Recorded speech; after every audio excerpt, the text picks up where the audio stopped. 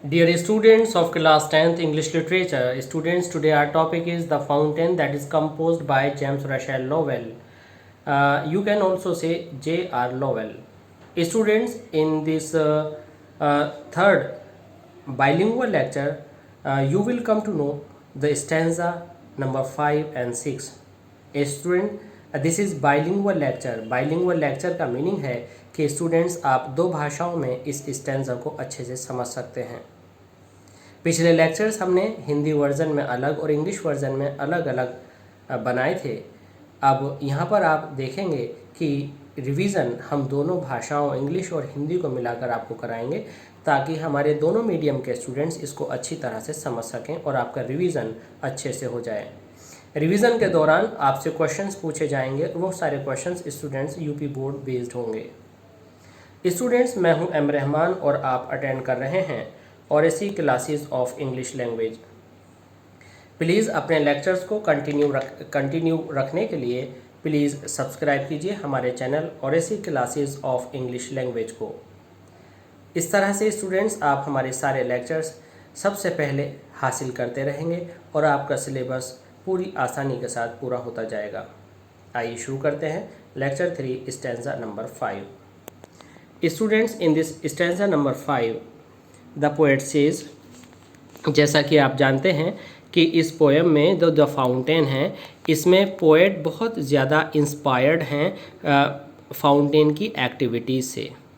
Students, जैसा कि हमने पीछे भी आपको बताया था कि हर व्यक्ति के जीवन में, हर मनुष्य के जीवन में उतार चढ़ाव आते हैं. तो यहाँ पर उतार चढ़ाव को स्टूडेंट्स रात और दिन के रूप में दिखाया गया है, सुख और दुख के रूप में दिखाया गया है. फव्वारा रात का समय हो तो भी अपने पूरी योग्यता, अपनी पूरी कर्मठता, अपनी पूरी तत्परता के साथ काम करता है, और जब दिन का समय हो और सूर्य चमचमा रहा हो, प्रकाशमान हो, उस समय भी फव्वारा पूरी तन्मयता से काम करता है. तो ये पता चला स्टूडेंट्स कि जब हमारे ऊपर दुख हो तो हमें अपने कार्य की निरंतरता को नहीं छोड़ना चाहिए. हमें अपने कार्य को पूरी लगन और निष्ठा के साथ उस समय भी करना चाहिए, क्योंकि स्टूडेंट्स सुख में हम काम इसलिए छोड़ देते हैं क्योंकि हम खुश हैं, दुख में इसलिए छोड़ देते हैं कि दुखी हैं. तो फिर वर्क होगा कब और सफलता कैसे मिलेगी? स्टूडेंट्स, सफलता उन लोगों को मिलती है जो हर समय कार्य को पूरी तत्परता के साथ, पूरी गतिमान होकर करते हैं. आइए अब देखते हैं. यहाँ पर जो मौसम है स्टूडेंट्स, वो इनडायरेक्ट में आपके सुख और दुख हैं. यदि आप इस स्टैंजा को अपने ऊपर लागू करके देखते हैं तो इस तरह से कह सकते हैं, जैसे कि पहली पंक्ति के अंदर लिखा गया है, glad of all weathers. Glad खुश, ऑफ ऑल वेदर्स सभी ऋतुओं में, फव्वारा सभी ऋतुओं में खुश होता है. तो इंसान के ऊपर रखकर देखते हैं कि इंसान को सभी ऋतु मतलब सुख दुख हर्ष विषाद हर समय खुश रहना चाहिए. खुश रहने का मतलब ये नहीं कि हम अनावश्यक रूप से हंसते फिरें. हमें अपने हृदय को निराशा के निम्न स्तर तक नहीं ले जाना है, हमें उस पर काबू करना है. स्टिल सीमिंग बेस्ट, हमें अपनी जो कंडीशन है उसको इतना बुरा नहीं करना कि हम कुछ ना कर पाएँ. हमें अपनी पूरी योग्यता लगानी है कि हम अपने आप को सही से व्यवस्थित करते रहें. तो यहाँ पर फाउंटेन के ऊपर स्टूडेंट्स पोएट हमें समझा रहे हैं कि फाउंटेन कैसा है.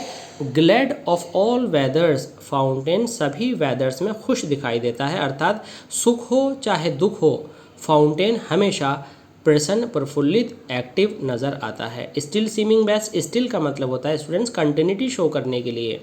यहाँ तक कि यदि विरोधी स्थितियाँ भी हैं, स्टिल सीमिंग बेस्ट, तो आप अच्छे दिखें. अच्छे का मतलब आप ऊर्जावान दिखें, आप निष्ठावान दिखें और आप कर्मठ नज़र आएँ.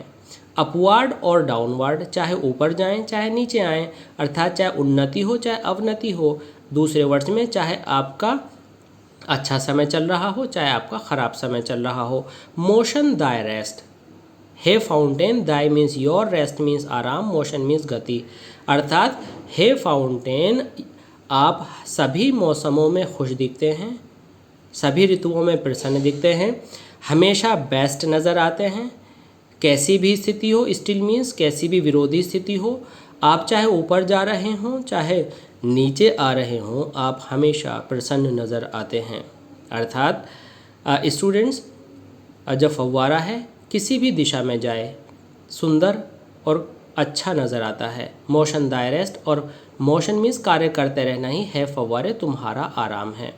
अब स्टूडेंट्स इस स्टैंजा को अपने ऊपर लागू करके देखते हैं मनुष्य के ऊपर। फाउंटेन में मनुष्य को कैसा होना चाहिए, क्योंकि पोएट इस फाउंटेन से इंस्पायर्ड हैं, तो निश्चित रूप से अपने जीवन के ऊपर इसको लागू करना चाहते होंगे, मनुष्यों को समझाना चाहते होंगे।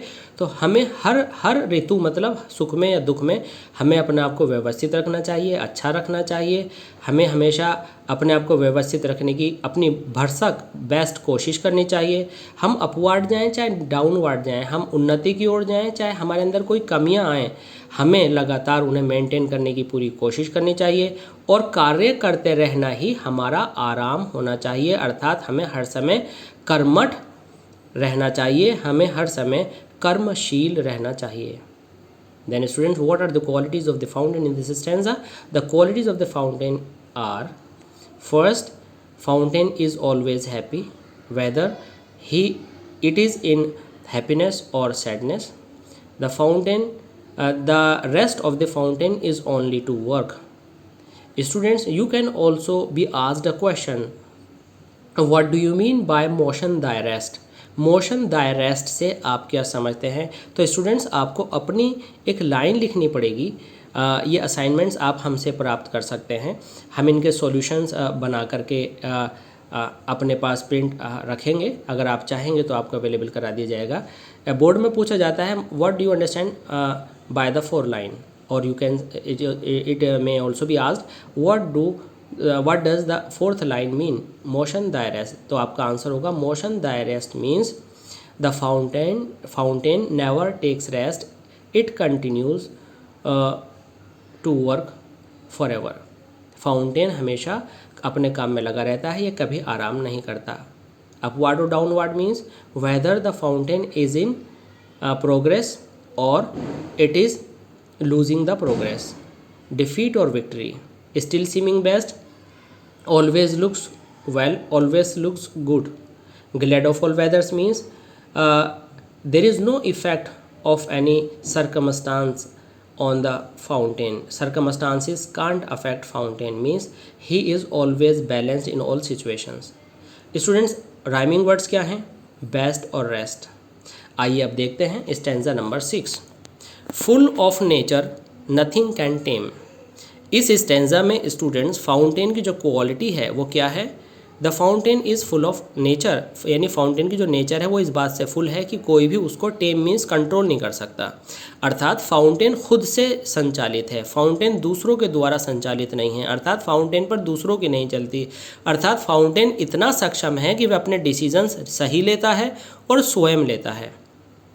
अर्थात क्या होता है कि अगर किसी को दुख संचालित करने लगें, अगर किसी को सुख संचालित करने लगें, तो कोई भी व्यक्ति सही नहीं रह सकता। व्यक्ति को खुद अपने दुखों को और अपने सुखों को बैलेंस रखने की आदत डालनी होगी। इसी तरह से फव्वारा चाहे रात हो चाहे दिन, उसे इस बात से मतलब नहीं, वह स्वयं अपनी ऊर्जा को नियंत्रित करता है, उसे कोई कंट्रोल नहीं कर सकता। Change every moment, ever the same, दोनों ही कॉन्ट्राडिक्टरी लाइन्स हैं। कॉन्ट्राडिक्टरी लाइन्स में दोनों ही बातें एक दूसरे की पलट हैं। चेंज्ड एवरी मोमेंट, फाउंटेन हर क्षण बदलता है। एवर द सेम, और हमेशा एक जैसा दिखता है। तो आपने देखा होगा जब फाउंटेन नीचे से ऊपर की तरफ को चलता है तो कम जगह लेता है, फिर आगे जाता है तो और वाइड होता है, ऊपर जाता है तो और वाइड होता है, उसकी शावर जो हैं और ज़्यादा डिस्पर्जन लेती हैं, जगह लेती हैं और उसकी शेप बदलती जाती है, लेकिन वो इतनी गति में चलता है कि नीचे से ऊपर तक हमेशा एक जैसा लगता है। तो यहाँ पर क्या सीखा आपने? यहाँ पर यह सीखा हम लगातार उन्नति करें लेकिन अपना बैलेंस ना खोएं। हमारा काम करने का तरीका इस प्रकार का होना चाहिए कि हम कभी भी कंट्रोल से बाहर ना हो, हम हमेशा एक जैसे दिखें और लगातार हम एक जैसे रूप में कार्य करते हुए नज़र आएं। अर्थात अगर हम गैप ले लेकर कार्य करेंगे, समय अंतराल लेंगे, बीच बीच में आराम करेंगे तो फाउंटेन उतना सुंदर दिख ही नहीं सकता। तो फाउंटेन की सुंदरता उसके निरंतर कार्य करने से है। तो students, what is the nature of the fountain? The nature of the fountain is that it is full of it is uncontrollable. When does a fountain work? Fountain works every moment. How does it look? It looks changeful, but it remains the same. Now students, what are the rhyming words. The rhyming words are tame and same. Now students, I am going to revise these two stanzas in English so that the students of English may understand very well. Glad of all weathers means the fountain is always happy. Still seeming best means it looks beautiful and attractive in all the conditions. It goes upward or downward, also it may go to the sky or it may come down to the earth. It always remains in motion, and motion thy rest means, and the activities of the fountain is its rest. It never takes rest. Okay. Full of nature means the nature of the fountain is that it is uncontrollable, it is self based, it is independent, it hasn't given any control to others. Although it changes every moment, although it gets progress, but it never reflects all these changings through itself. It reflects very calm and composed, I mean to say ever the same. So students, you come to know in examination 5 types of questions are asked. First, what is the writer? Second, what is the title? Second, what does the first line, what does the second line, and any line mean? Or you can say what does motion thy rest refer to? You can also ask. And fourth type is what is the moral of the stanza? And the fifth question is any question will be asked of which answer you can get from any stanza. Okay, and there may be 6 question that may be based on rhyming words. Students, you prepare 6 types of questions from each stanza, and definitely that will be in your examination. I hope you have understood this lecture very well, and so please subscribe our channel ORAC Classes of English Language and continue watching our channel so that your syllabus may be completed. Thanks.